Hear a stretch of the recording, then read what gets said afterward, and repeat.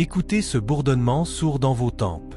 Sentez cette chaleur qui monte, cette accélération soudaine de votre pouls lorsque vous vous sentez trahi, humilié ou simplement incompris.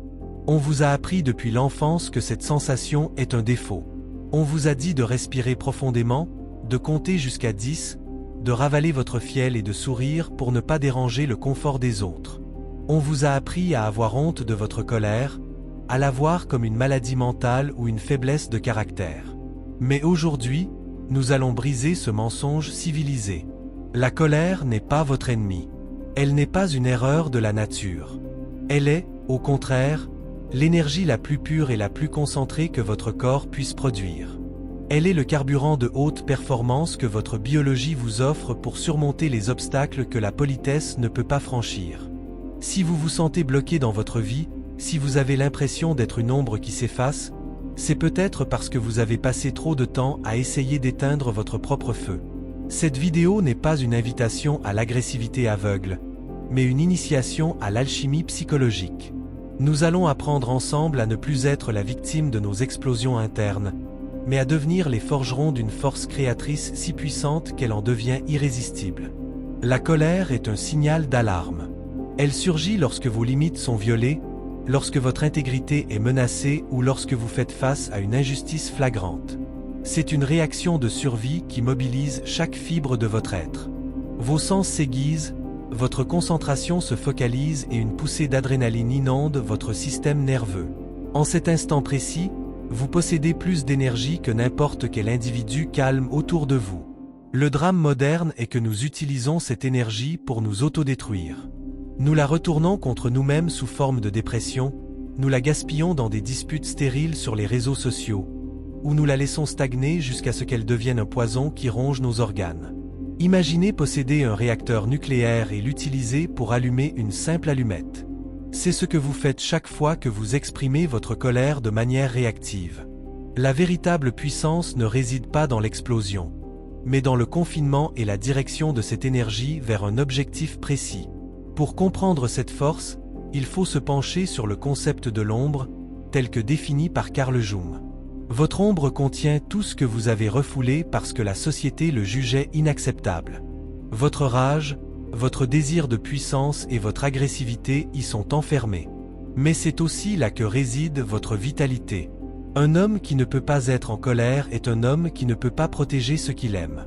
Un homme qui a peur de son propre feu est un homme qui restera toujours dans le froid.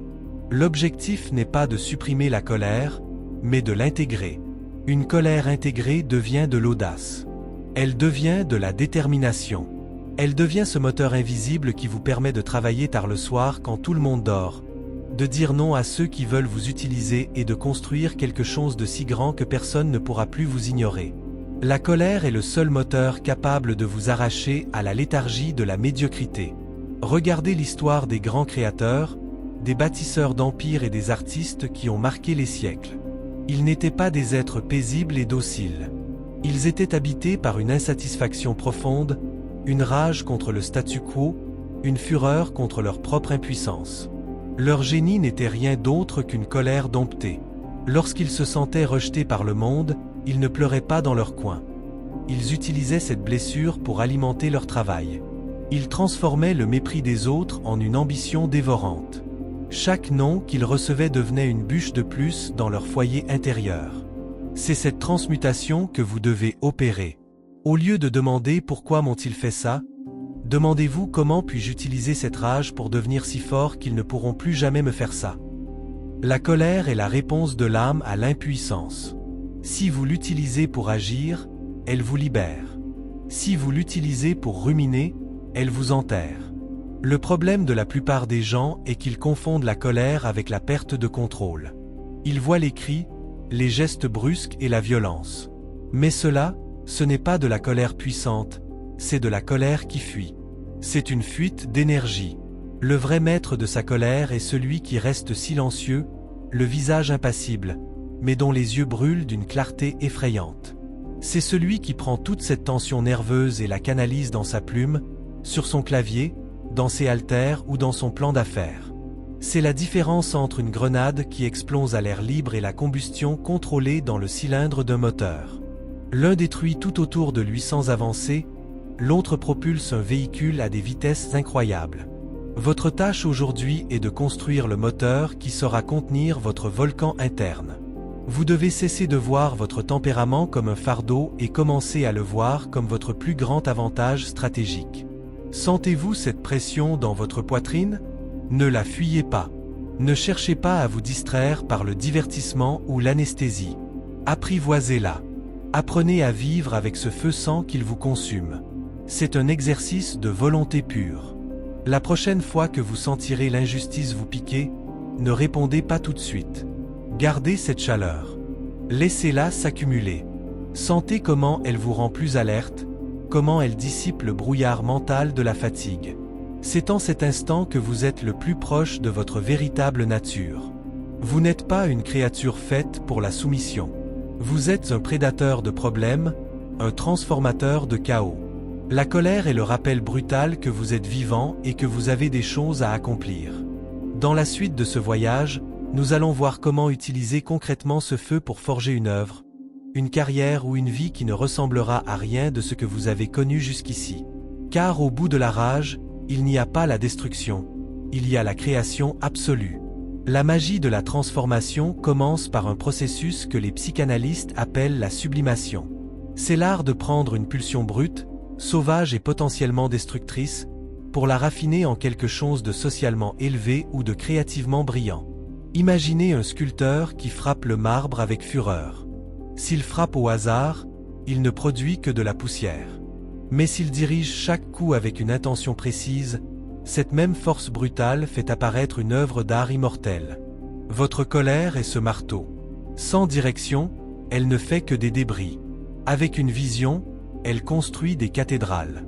Pour transformer votre colère en force irrésistible, vous devez d'abord cesser de la voir comme un problème émotionnel et commencer à la traiter comme une ressource physique. Le corps en colère est un corps prêt à l'action. C'est le moment où votre cerveau est capable de supporter des niveaux de douleur et de fatigue qui arrêteraient n'importe qui d'autre. C'est là que vous pouvez accomplir en 3 heures ce que d'autres mettent 3 jours à terminer. Le secret réside dans le silence. La plupart des gens gaspillent leur feu en parlant. Ils se plaignent, ils crient, ils cherchent à expliquer pourquoi ils ont raison. Chaque mot prononcé sous le coup de la colère est une soupape de sécurité qui laisse s'échapper la pression dont vous avez besoin pour créer. Si vous voulez vraiment utiliser votre rage, apprenez à la garder enfermée en vous.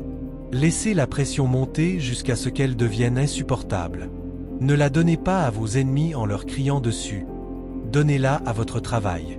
Un homme qui utilise sa colère pour bâtir un empire est bien plus terrifiant qu'un homme qui fait une scène dans un restaurant. Le premier est une force de la nature, le second est juste un enfant qui fait un caprice.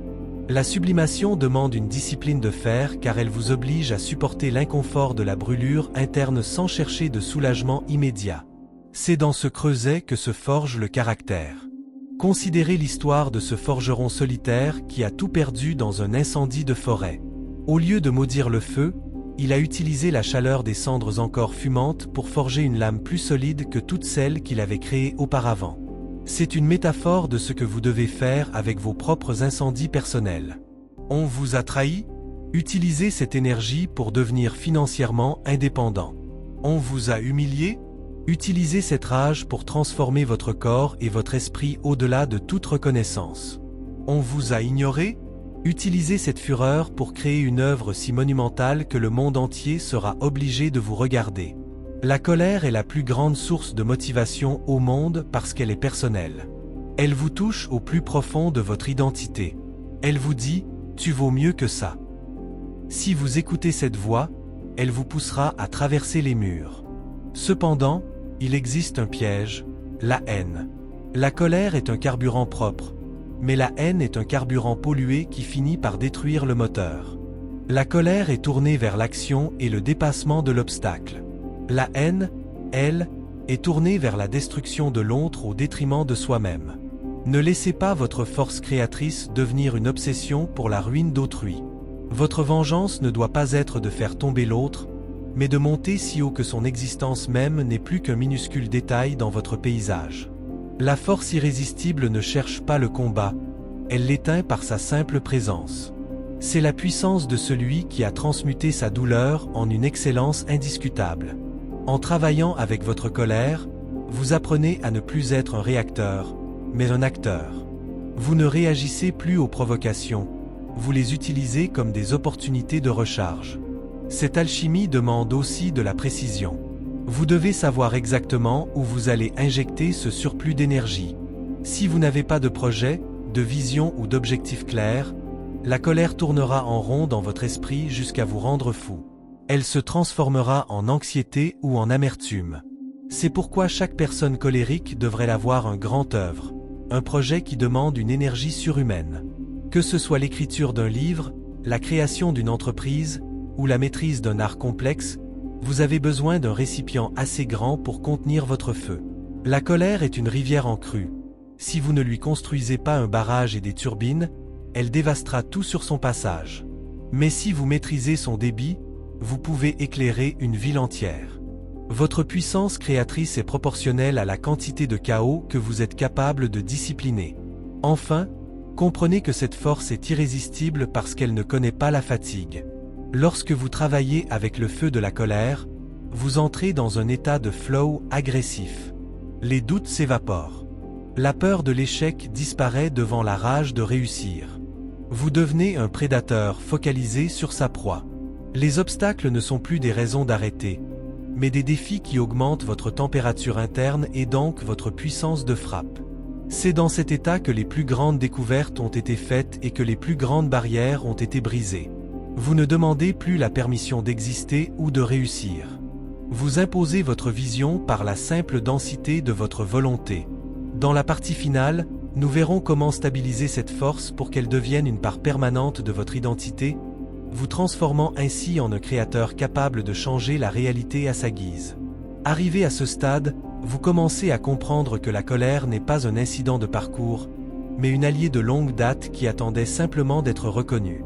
Pour que cette force devienne véritablement irrésistible, elle doit passer d'une explosion erratique à une présence constante et maîtrisée. C'est ce que nous appelons la froideur du feu. C'est cet état de calme apparent qui cache une intensité volcanique à l'intérieur. Lorsque vous atteignez ce niveau, vous n'avez plus besoin de crier pour être entendu, ni de frapper pour être respecté. Votre simple présence dégage une autorité naturelle, car vous avez cessé de gaspiller votre énergie dans des réactions impulsives. Vous avez appris à stocker cette puissance pour les moments qui comptent vraiment. Vous ne vous battez plus contre le monde. Vous le modelez selon votre volonté créatrice. Le véritable pouvoir de la colère transmutée réside dans sa capacité à détruire les illusions. La colère est un scalpel qui tranche dans les mensonges que vous vous racontez à vous-même. Elle vous montre avec une clarté brutale ce que vous ne supportez plus, ce qui n'est plus digne de vous. Utilisez cette clarté pour faire le ménage dans votre vie. Éliminez les relations qui vous tirent vers le bas, les habitudes qui vous affaiblissent et les pensées qui vous limitent. Cette force créatrice est irrésistible car elle est fondée sur une vérité sans compromis. Vous ne créez plus pour plaire ou pour être validé, mais parce que vous y êtes poussé par une nécessité intérieure absolue. C'est cette authenticité radicale qui attire les opportunités, les ressources et les personnes qui résonnent avec votre vision. Votre rage est devenue votre boussole. Imaginez maintenant l'impact de cette transformation sur votre futur. Chaque fois qu'une difficulté se présentera, vous ne ressentirez plus cette peur paralysante. Vous ressentirez une étincelle familière. Vous saurez que cet obstacle est simplement du combustible supplémentaire pour votre moteur. Vous deviendrez celui qui sourit face à l'adversité, non par arrogance, mais parce que vous savez que la pression ne fait que renforcer votre acier. Votre créativité ne sera plus une activité de loisir, mais un acte de guerre contre la médiocrité. Vous êtes devenu un alchimiste de votre propre système nerveux, capable de prendre les émotions les plus sombres et de les transformer en une lumière qui guide les autres. Votre colère ne vous fait plus peur, elle vous rend libre. Mais n'oubliez jamais que la maîtrise est un voyage quotidien. Le feu demande de l'entretien. Vous devez continuer à lui donner des projets ambitieux, des défis physiques et des quêtes intellectuelles à dévorer. Si vous cessez de construire, le feu commencera à nouveau à s'attaquer aux murs de votre propre esprit. Restez en mouvement. Soyez obsédé par votre progression. Faites de votre vie une œuvre d'art en constante expansion. Votre force est irrésistible parce qu'elle est en perpétuelle évolution. Le monde appartient à ceux qui ont le courage de regarder leur propre ombre dans les yeux et de lui dire « Travaille avec moi ». Vous avez cessé de fuir votre volcan. Vous avez bâti votre trône sur son sommet. En conclusion, ne demandez plus jamais pardon pour votre intensité. Ne vous excusez plus pour la passion qui vous brûle. Le monde a assez de gens tièdes et de sourires forcés. Ce dont le monde a besoin, ce sont des individus qui ont trouvé le moyen de transformer leur fureur en une beauté transcendante. Prenez cette énergie qui bout en vous en ce moment même et faites-en quelque chose de réel. Écrivez cette première page, lancez cette entreprise, sculptez ce corps, forgez ce destin. La douleur passera, mais l'œuvre que vous aurez créée avec elle restera. Merci d'avoir eu le courage de plonger dans votre propre obscurité avec moi. Si vous sentez ce feu brûler, laissez un mot en commentaire pour affirmer votre intention de créer. Votre transformation ne fait que commencer. Le feu est allumé. Ne le laissez plus jamais s'éteindre.